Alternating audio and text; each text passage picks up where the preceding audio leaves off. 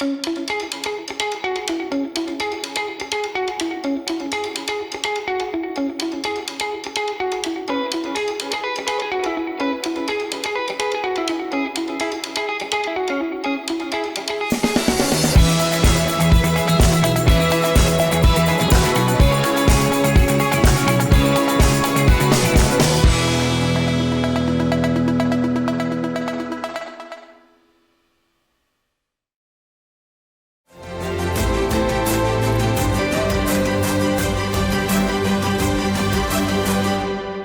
morning, and welcome to Fall in Service. We have much to celebrate. As a college community, we successfully navigated through an extremely trying academic year and overcame a host of extraordinary challenges. In spite of a global pandemic, COD still rose to the occasion to meet the needs of our students and community. Armed with chaparral pride, we also supported one another. Faculty, staff, and students joined together to embrace #ChapsUnite on social media and the "Distance Does Not Divide Us" tagline, which encouraged and inspired hope in us all. We provided hundreds of laptops and hotspots for under-resourced students, as well as financial assistance to those in need. The college also worked closely with various healthcare organizations by donating personal protective equipment and loaning ventilators to area hospitals. But the generosity did not end there. The community partnered with the COD Foundation and Institutional Advancement to raise more than $250,000 through the COVID-19 Student Relief Fund. Without question, students adversely impacted by the pandemic were overjoyed to receive emergency funds to purchase basic needs such as food and clothing or even their rent. The COD Fuel Pantry was also on a mission to alleviate food insecurity by distributing items to students, faculty, and staff. These were outstanding accomplishments and were a direct result of many of you watching here today. And for your hard work, I commend you and say, thank you to faculty, staff, and administrators for all that you have done and are doing. Looking ahead to this new academic year, we know that the coronavirus continues to impact our society. But we still have hope for brighter days. We will get through these challenging times and have a successful academic year. The best is yet to come.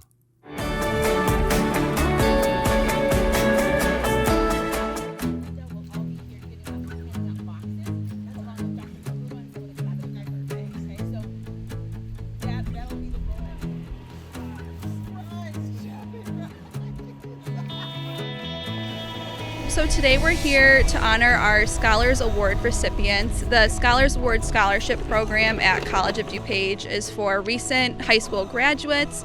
We award anywhere from $2,000 up to fully paid tuition. And today we're doing a car parade, so it's allowing students to come to campus for the first time in a year and a half because of the pandemic.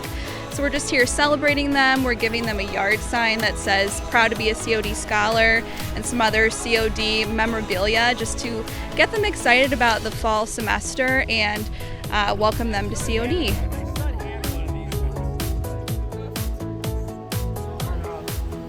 We think that it's a great program to bring really outstanding students to our college. We think they made a very wise decision to come here. Really, just about anything you'd want to study, you can study here at College of DuPage.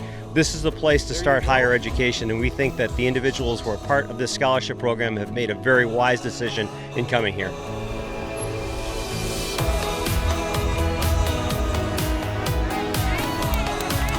It's been 2 years now since we've had an event like this in person, and especially celebrating our honors students. It's good that for the board and for the administration and everyone to be here to greet them and to show how much we value and appreciate them. I'm an alum of the College of DuPage and benefited from participating in the honors program and many scholarship programs, and so I have firsthand experience with that, and I've also had the privilege to know students where these scholarship programs was essential to their success.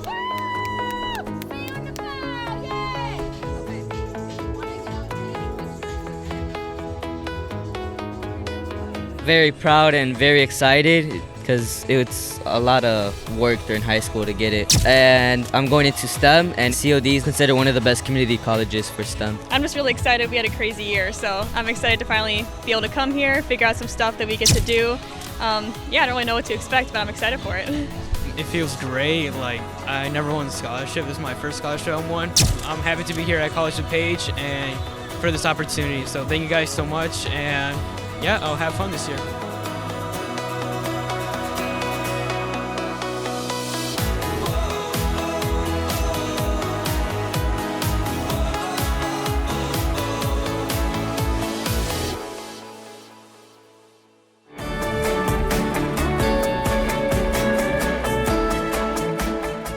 Now, with the start of the 2021-2022 academic year, we begin the official implementation of the Strategic Long-Range Plan, also known as SLRP. The SLRP has 4 strategic objectives, or pillars as we've named them. The pillars are specifically designed to chart the future course of the institution and help all faculty, staff, and administrators develop specific, measurable supporting goals. Let me begin with the first pillar, student success. Student success is our North Star. It is central to everything we do at College of DuPage to pave the way for students to achieve their academic goals. In the midst of our new normal, higher education continues to evolve as our students' ongoing needs change. We must adapt to our environment and endeavor to meet our students' needs. One example is the mode of educational delivery. If there's one key takeaway that we have learned from the pandemic, it is that we must be flexible enough to meet our students where they are. To address the plethora of changes taking place today, I have commissioned a new Future of Learning task force. The goal of this task force is quite simple: to carefully examine the wide array of critical issues impacting how we effectively deliver education and formulate appropriate responses. Several topics include the impact of new technology, changes in pedagogy, diversity, equity, and inclusion, faculty professional development, dual credit, and much more. The task force will be led by Assistant Provost Lisa Stock, with several members from around the college joining the task force. More information is forthcoming in the next few weeks. I am equally proud of our new enhanced technology speech classroom and AR/VR classroom, completed earlier this year. These 2 educational platforms will provide phenomenal opportunities for our students to learn and grow. Additionally, we are also developing an immersive visualization classroom to provide another exciting and innovative way to engage our students. And the college also continues to make progress on our strategic enrollment and dual credit expansion plans. These avenues will open the door for increased enrollment over the next several years. The good news is that our dual credit offerings increased by 8.5% during FY21, and we expect to see this program forge ahead exponentially. Marketing and Communications is also providing support to these key endeavors and recently launched the new Supplemental Marketing Initiative, which is specifically designed to garner greater visibility for the college. Already, we have several new COD billboards showcased around District 502 and marketing collateral strategically placed in Yorktown Mall, near a high-traffic area for many audiences to view. And you may have also heard our new broadcast commercials on various local radio stations such as WBEZ, V103 FM, and streaming platforms. We will keep you updated on the new marketing initiative as additional advertising and PR campaigns are forthcoming. An additional area of expansion is Pathways. This summer, we had our inaugural Pathways Institute with faculty, staff, and administrators from across the college participating in a 2-day virtual event. The team provided input for a new Pathways 2.0 framework. In addition, we have constructed a new physical space for the Pathways Initiative located in the BIC within the former Staff Services area. Our goal is to dedicate this area for faculty, staff, and administrators to learn more about the Pathways work at COD and across the country. We have included intentional areas for interested groups to work with student data and meet as teams to support our ultimate goal of student success. The grand opening is coming soon. We have also taken what we've learned from online learning to offer clearer, all-remote pathways for incoming students in such areas as transfer degrees, AAS degrees, and various certificate programs to include administrative support essentials, long-term care administration, paraprofessional and education, professional writing, and web programmer. Other certificates include COD's most recently ICCB-approved program, the Entry-Level Automotive Service Technology Certificate. It was approved in December 2020 and starts this fall.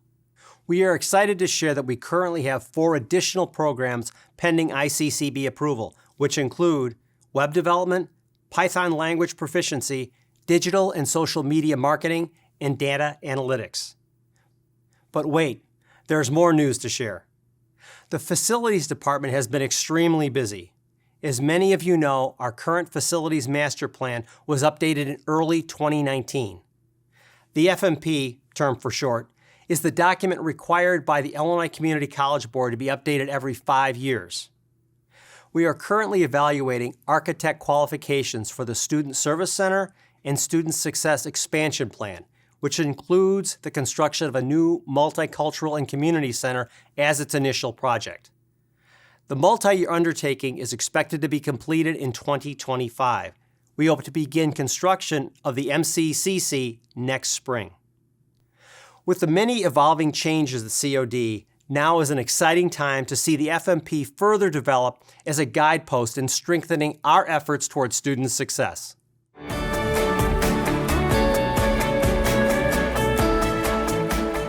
I am very excited to talk about the second pillar, arts, culture, and community engagement. Our ongoing work in the arts and community is an important component for the college and its future. It's hard to believe that we are near the end of our fabulous Frida Kahlo Timeless exhibition, which is undoubtedly a world-class artistic experience.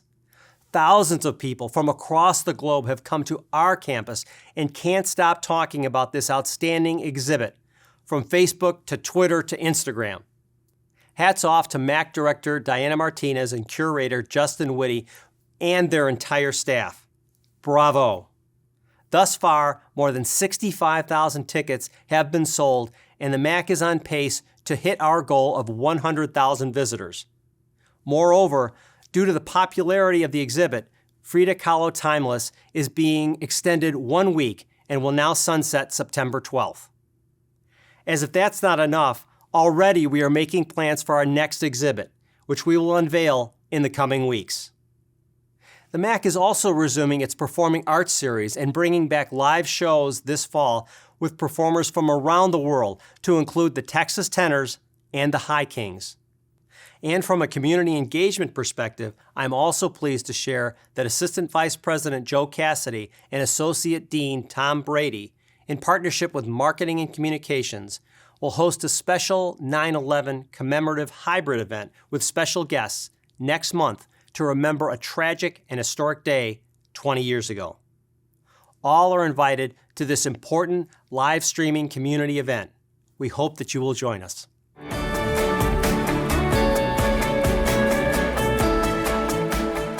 And now to the third pillar, economic development. This is another vital area for COD, particularly as it relates to Innovation DuPage and Project Higher Ed. For FY21, Innovation DuPage incubated 86 new businesses and accelerated 28 maturing businesses. The last 2 ID Business Accelerator cohorts supported Black, Latinx, veteran, and women-owned small businesses. We partnered with the Hispanic American Construction Industry Association to run these cohorts of business owners. U.S. Bank and the HACIA financially supported both cohorts to ensure that the cost for the business owners was completely covered. Innovation DuPage has also worked with 30 interns from COD, NIU, Benedictine, Elmhurst, and North Central College, as well as 2 area high schools. Thank you to the faculty members who continue to link their classrooms and students to ID companies. Innovation DuPage is partnering with adult education on a pilot English language entrepreneurship program that has been adopted by the ICCB. Stay tuned for more information. For all of these exceptional outcomes and much more, Innovation DuPage recently earned the prestigious Award of Excellence for Outstanding College Corporate Partnerships from the American Association of Community Colleges. The AACC Award validates the outstanding work of Innovation DuPage and exemplifies the college's commitment to being a prime mover and supporter of the local and regional economy. On another economic development front, Project Higher Ed continues to leverage various growth opportunities. In addition to expanding existing apprenticeships within manufacturing, new apprenticeships are now available in horticulture, in collaboration with the Illinois Landscape Contractors Association. We had another cohort of apprenticeships getting hired this summer and starting their coursework at COD this fall. Some of these newly hired apprentices are part of a regional collaboration. This includes the DuPage Regional Office of Education, Project Higher Ed, and a high school apprenticeship intermediary to coordinate youth apprenticeship experiences with DuPage County high schools. This initiative supports the career pathway work at the college. It also allows for a direct path from high school apprenticeships to Project Higher Ed apprenticeships at COD upon the student's graduation from high school. I look forward to the continued accomplishments of both Innovation DuPage and Project Higher Ed.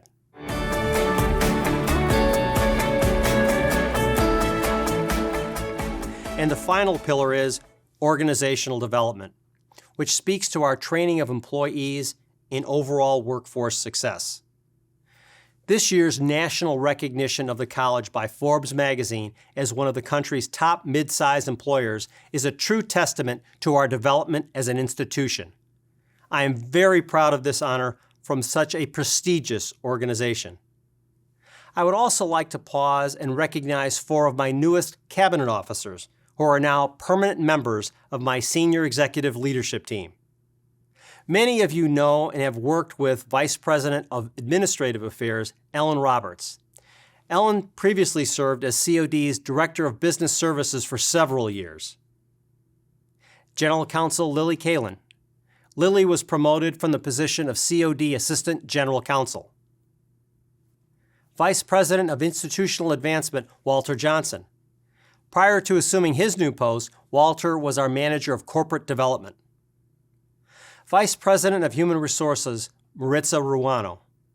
Prior to coming to COD, Maritza was a Senior HR Executive with the AIDS Foundation of Chicago. Vice President Ruano will also lead Human Resources in our institution-wide training initiative. COD will continue to provide training on tools to enhance the effectiveness of teaching and working in the remote environment.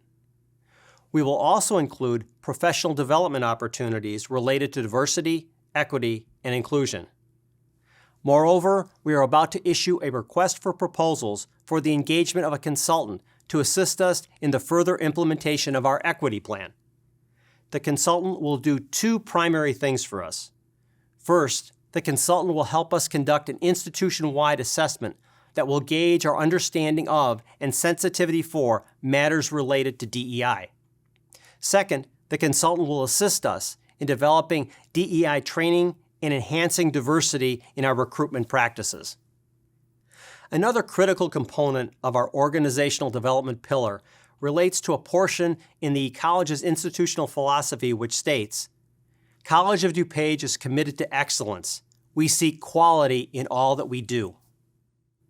Over the years, the college has embraced and advanced this philosophy and will continue to do so with its implementation of the Baldrige Framework, developed by the Higher Learning Commission. The Baldrige Framework is not a program, nor is it doing something new. Rather, it addresses how we approach our current work in order to create better alignment and share best practices across work units, leading to better service for our students and improved engagement for our staff. In order to advance this approach, a performance excellence plan has been implemented. The plan can be found on the Research and Planning team site on the employee portal. I hope everyone takes the time to review the plan as we begin to have more discussions about the Baldrige approach during the next several months. Everyone will be involved as we work holistically to develop ways to enhance student and organizational success. College of DuPage is a truly extraordinary institution and includes each and every one of us. We can only be instrumental in the lives of our students, the community, and one another if we are present, focused, and involved. Our work is by no means easy, particularly during these challenging times. But together, nothing is impossible to achieve. Take care of yourselves and take care of one another. Self-care is important. We are better together. Thank you.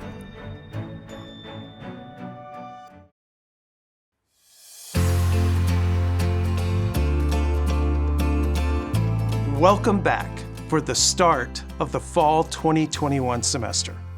I hope that everyone has had some time to rejuvenate this summer. Our return is not quite what we had envisioned, as some of you are in teaming rooms, others in your offices, and some are at home watching today's in-service. Regardless, we have become quite adept at working in this virtual hybrid environment. As such, I expect we'll make great progress in student success this year. Allow me to thank all those who were able to meet with us this summer to help us see the way forward, especially our chairs and other faculty leaders. We had many conversations with Shared Governance, the Student Leadership Council, and much of the faculty, as I have just mentioned. I know that the decision may still remain difficult for some, but I hope we can continue our conversations as the situation may remain fluid. Besides our regular meetings with faculty leadership, I will be continuing our new tradition of meeting with faculty chairs, as many of you have already noticed by the invitations you have received. This will give us the opportunity to discuss current challenges, hear about and celebrate your achievements, and obtain your feedback on important issues. Because of our current COVID situation, I have asked my team to remain flexible and to host as many meetings as possible virtually or in a hybrid format where we can meet simultaneously in person and virtually. As another example of that flexibility, our 6 hours of professional development can now be taken virtually, so that if you miss a live session, you can still view it through Cornerstone. Thanks to Nicole Matos and Jen Kelly, who are making this possible. In addition, Diana Del Rosario and Lisa Stock and their teams have worked hard with IT and continue to look at ways to improve and make sure our process for submitting roster verification and first quarter and midterm grades is less complex, including providing an infographic to help with the process. If you haven't seen it yet, Lisa will be sending it out soon. Thanks to the chairs and past and present faculty leadership for helping us with this. In a very difficult year, you still have achieved much. From mastering new ways of teaching to adopting virtual methods for interacting with students. On Thursday, I plan to highlight a few of these achievements. Now, I would like to welcome our new faculty. In Arts, Communication, and Hospitality, please welcome Erica Tomei, Culinary Arts. Please also welcome back Tim Arroyo, Photography. And finally, please welcome Elisa Hillock, Graphic Design. In Business and Applied Technology, a big welcome to Ben Pohl, Automotive. In Liberal Arts, please welcome Anna Serrano, Languages, French and Italian. In Nursing and Health Sciences, let's welcome back Susan Dumford, DMIR. Also, Julie Rose, Medical Assistant. Please welcome all of our new faculty with me. Georgina Trausch joined COD as a full-time faculty member in mathematics in the fall of 2015. Prior to that, she worked at Kishwaukee College and as a high school math teacher and as a civil engineer. Though her time with COD was short, she will be remembered for her love of mathematics and her dedication to student success. Next, I would like to announce our new administrators. Dr. Lisa Stock, though not new to the college, is our new Assistant Provost of Instruction. Dr. Nicole Matos continues as our Interim Associate Vice President of Assessment and Student Success. Ms. Tamara McLean is serving as our Interim Associate Vice President of Academic Partnerships and Learning Resources. Dr. Jared Dean is joining us as our Dean of Nursing and Health Sciences. Dr. Robin Schiffman is our new Dean of Liberal Arts. Mr. Mark Rudisil is serving as our Interim Dean of Social Behavioral Sciences and the Library. Last but not least is Dr. Natanya Montes, our Dean of Student Affairs. Now to our Faculty Senate President, Dr. David Goldberg.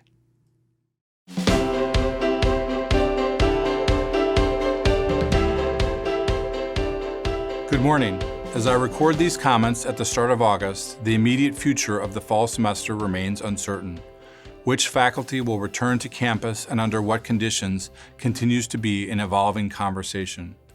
Up until a few weeks ago, we had hoped that we would be returning to campus under a sort of new normal, no longer operating in a never-ending round of crisis.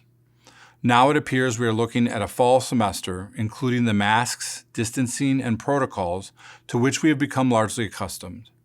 Teaching in a mask is not ideal, but not as difficult as the alternative. These actions and the proposed mandatory vaccine requirement for the spring semester are necessary and overdue.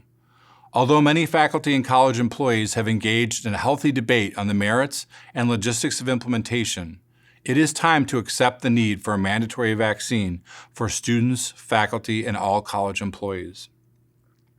Accepting this necessity rather than continuing to debate the merits allows us all to turn our attention to the myriad of questions that implementation raises for everyone at the college. Some of this uncertainty is beyond anyone's control, and some of it is the result of poor planning and communication that continues to lack transparency, inclusivity, and timeliness. Leadership necessitates making difficult decisions. The current precarious situation tests our resolve and tenacity. We can all continue to rise to the occasion and meet these challenges to serve our students in the larger community. Under pre-pandemic circumstances, many of us would be enjoying the last of summer and planning our syllabi for the fall semester. In the current environment, every day awaits new information that may impact us as individual faculty, departments, and the institution as a whole. I would like to take this opportunity to welcome faculty who had served in administrative roles back to the ranks of the teaching. The decision to return to teaching should be made by choice, not arbitrary dictate. Such decisions serve the interests of the few at the expense of the many. This week we had the pleasure of meeting with Dean Robin Schiffman of Liberal Arts and Dean Jared Dean of Natural and Health Sciences. We wish them both much success and look forward to working with them. Thank you, and I hope everyone has a gratifying semester.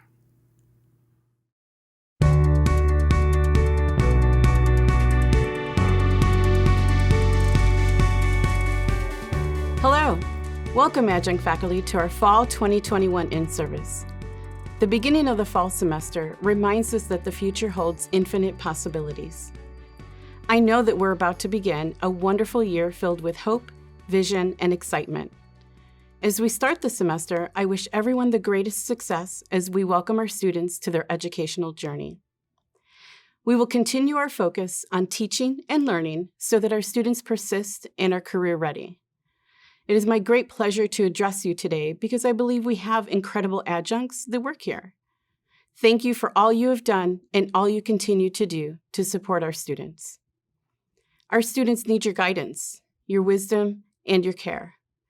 Together, we can build community and foster a sense of belonging for everyone. You make a difference in the lives of your students. From everyone in Adjunct Faculty Support Office, we wish you a semester and year filled with stories of great success and great learning. And now, coming virtually to the screen nearest you, it's the IMCOD Awards.